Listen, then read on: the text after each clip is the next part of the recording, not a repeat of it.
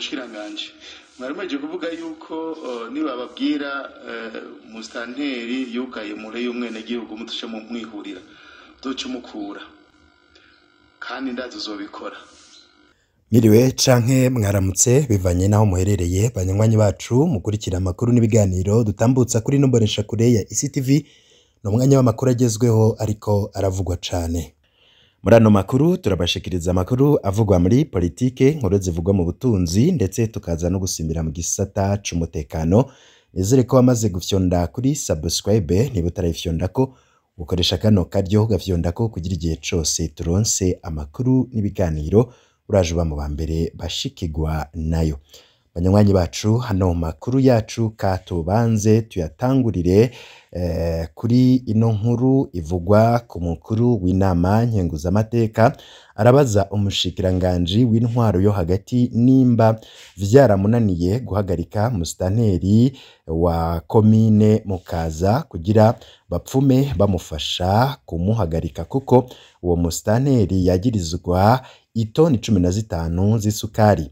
Ivyo umushikiranganji akaba yasiguye ivyo umushikiranganji yasiguye ntivyanyuze umukuru wa Sena, ariko nanone ivyo mustanteri biriko bivugwa ko vyinshi cane muti vyoba vyifashe gute. Nkuko rero muriko murabikurikira uyu mustanteri akaba wa komine Mukaza ngaragwaye yinjiye ibitaro kuri Mezo Medicale mu Bwiza. Renova Sindayigaya akaba Renova Sindayihebura yafashwe n'ingwara giturumbuka. Amakuru ataremezwa ngo nuko mustanteri ngo yoba yahahabutse bivuye ku isukari ingana n'amatoni 15 ategerezwa gusigura iyo yazimanganiye. Mu nama yari yabaye hirya y'ejo, mukuru wa meri ya Bujumbura yavuze ko isukari yarigenewe komine Mukaza ngitegerezwa kuboneka kuko hari hitezwe itoni 45 ariko haca haboneka itoni 30 gusa. Umushikiranganje w'intwaro yo hagati nawe akaba yasavye musitanteri gutanga vyihuta raporo y'iyo sukari. Naneganya ko mushiranganje mwarimeje kuvuga yuko nibababwira mustanteri yugaye mure y'umwene gihugu mutushe mu mwihurira doce mukura kandi ndazo zobikora. Mugabo hariho itoni 15 z'isukari mustanteri yarakunaniye gukura, vyagenze gute kabandi wacu usohora decision. Rega naho nkeneye yuko umbwiza ukuri nimba uza kumbwira hanyuma tugufashe. Mugabo nimba namwe bwe murimwo muratubwira ko namwe bwe dusaba tugira motion namwe bwe bakure, kuko nimba ba mustanteri dukorana ari murazi ko inama nkenguzamateka by'ukuri hari naho twahaswe no ko twabona umenga bose baduheranye, kandi tugashima yuko by'ukuri uri karakora nabi. Ni byiza kahanwa, mugabo umenga turiko turaraba hari hamwe umuhesha ahandi mukihuta cyane gufata ingingo.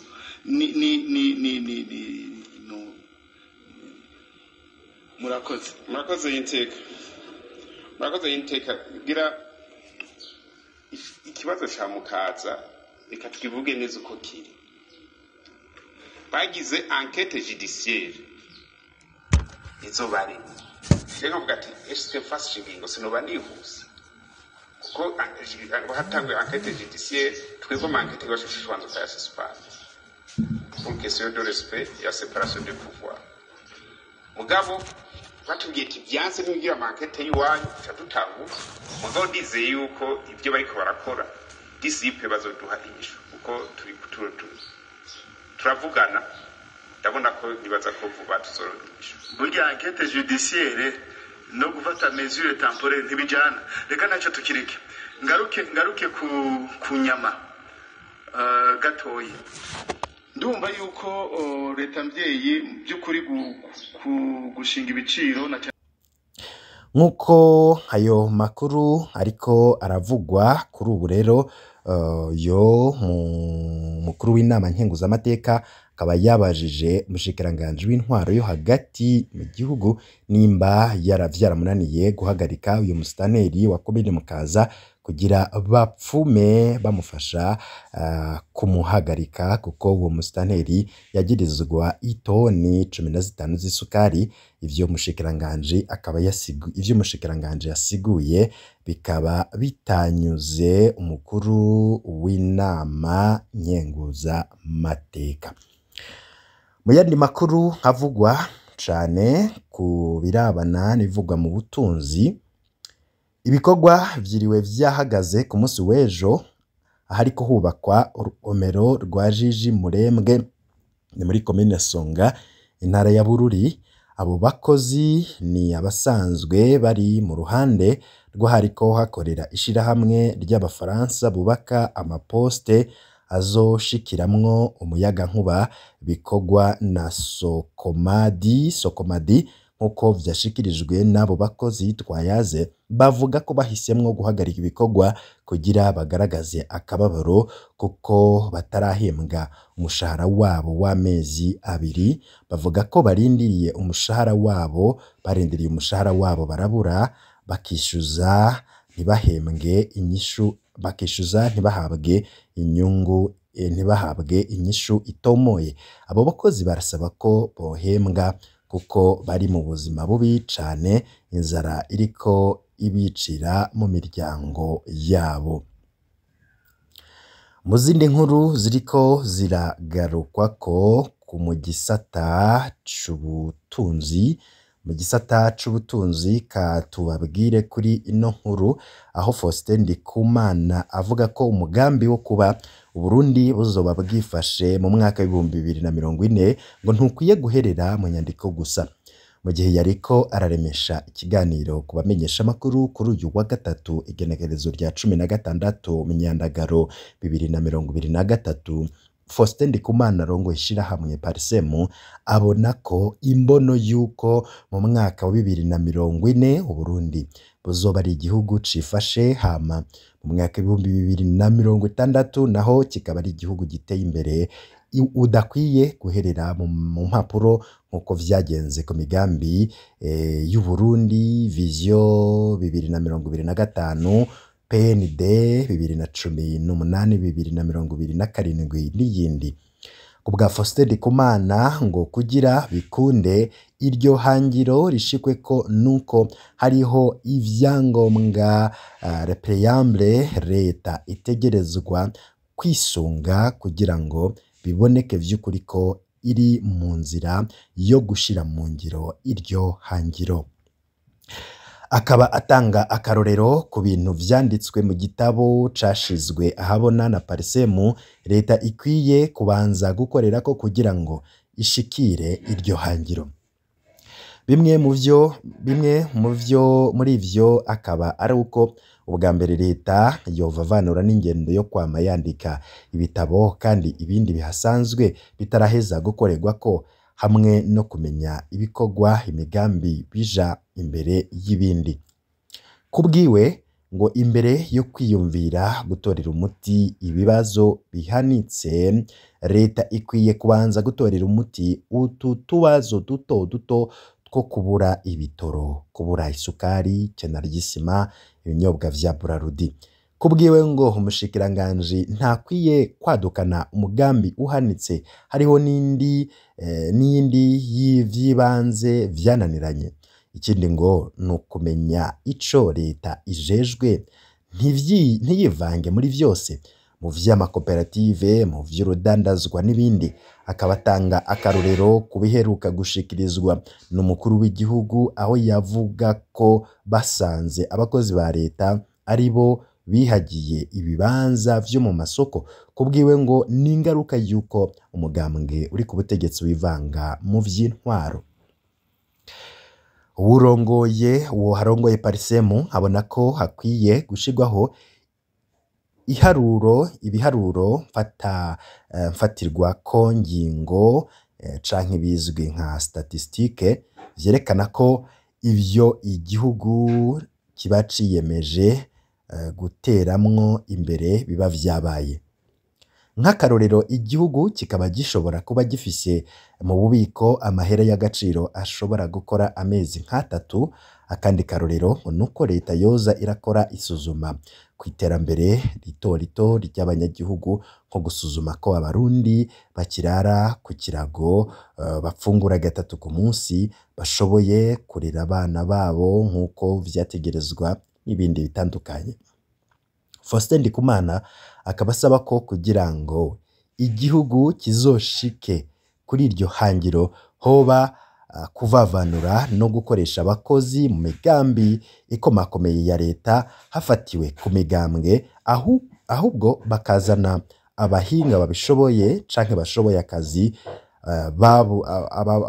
bababuze mu Burundi bakabarondera hanze y'igihugu. Ikindi ngo leta ikwiye kwitondera ibijanye no gusubiza hamwe no kunywanisha abarundi, kuko ngo afatiye ku biyago vy'abarundi ku kibazo c'amoko bikiboneka ko abantu bagifise impungenge mu kubana kwabo. Iyi nkuru rero akaba ibi bikaba bivugwa na Faustin Ndikumana, n'umuhinga mu vy'ubutunzi, abona ko leta yoraba ibikenewe kurusha ibindi akaba ari vyo yeraho, aho gufata ingingo canke umwe wese akadukana ingingo mu gihe biba biboneka ko n'imigambi iba yarafashwe mbere iba idashigwa mu ngiro. Mu gusozera no makuru ariko nanone tukiri mu gisata c'ubutunzi, ka tubanze tubabwire no kuri no nkuru aho ikena ry'amafaranga mu mabanki naryo ribandanya kwibonekeza. Amabanki n'amamikrofinance ariko yaka guha amafaranga abanywanyi bipfuza gutinyira ko n'ahandi yoca ahera. Nk'iyi minsi abanyagihugu basanzwe bakora urudandazwa rutandukanye mu Burundi bavuga ko ibikorwa vyabo bitifashe neza. Iyo bagiye gutora amahera babikije mu mabanki babaha intica ntikize ku buryo batagishobora kubandanya urudandazwa bakora. Abandi banyagihugu twavuganye bavuga ko batabarengereza ibihumbi 500 ariko ngo ibihumbi 500, ariko ngo hariho abagirirwa amahigwe bakabakwiriza imiliyoni 2 bivanye nayo babikije. Nizihe nkurikizi zishobora gutegwa n'iryo bura ry'amafaranga mu mabanki? Ejo bundi naragiye gutora amahera muri banki bandengereje ibihumbi 500, ariko hari uwo twahuriye muri posita anyibira akabanga ko wewe bamuhaye imiliyoni 2 ko ari igitangaza asa n'ukorewe. Urudandazwa rwanje ruriko rusubira inyuma kuko nategerezwa kubikora amafaranga akwiye mbone gukora neza, niko umudandaza w'imbaho aba muri zone ya Kinama yidoga.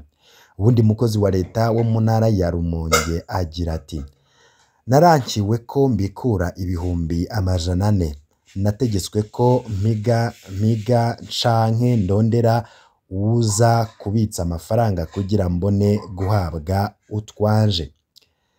Nk'inkurikizi zishobora gutegwa n'ubwo bukene bw'amafaranga nuko ababitsa amafaranga mu mabanki badasubira kuyizera maze bagashima kuyagumiza mu mihana iwabo, hako baza guhangwa n'ukubikura utwabo muri banki canke ahandi.